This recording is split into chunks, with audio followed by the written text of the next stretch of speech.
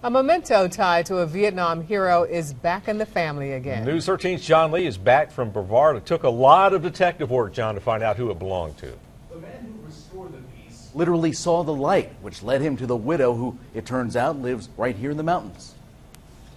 Can we possibly identify who it belongs to? Sometimes wood is as valuable as gold. It's from the early to mid-60s. This officer's death set bears the name of Larry Dring, and though you couldn't tell now, the name disappeared with time. We started letter by letter putting it all back together. For Howard Sarge THIELE of Brevard, it was a jigsaw puzzle well worth solving. Just needs to be at home with the family. This is a story of an item that traveled halfway around the world and ended up in a forgotten garage. It's true, the treasure could have easily ended up in the trash, but instead, it's the centerpiece of this ceremony. Today we'll hear the story of one of America's heroes. A story we're hearing in 2014 because of the piece Madelyn Meyer had in storage since the 80s. And I kept thinking someday, somewhere, somebody will be able to fix this and will realize the importance and value of it. She eventually found Sarge. I was cleaning the garage, some lights shined across the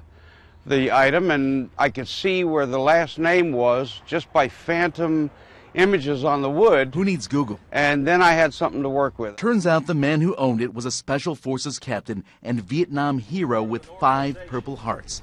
His widow, Becky Gould of Mars Hill, and son Larry Dring III, invited to Brevard as guests of honor. Madelyn explains how Sarge gave the relic new life. In fact, he was almost dancing. He said, "Yeah, I think I can fix this." Ooh. When the time came, Oh, wow. the widow was wowed, not just by what she was given, but by the respect and reverence shown. Well, thank you so much. This is just beautiful. And I'm going to give it to my son because it's his father's namesake, and he's in the military serving as well. And so I know his father would have been very proud of him.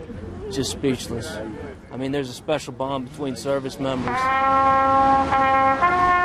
Larry Dring II died on July 25th, 31 years ago.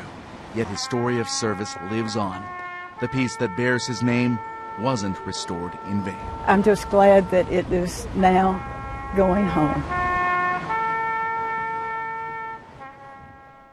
And Mike Duracco of Brevard served with Dring at the ceremony, describing him as courageous and compassionate.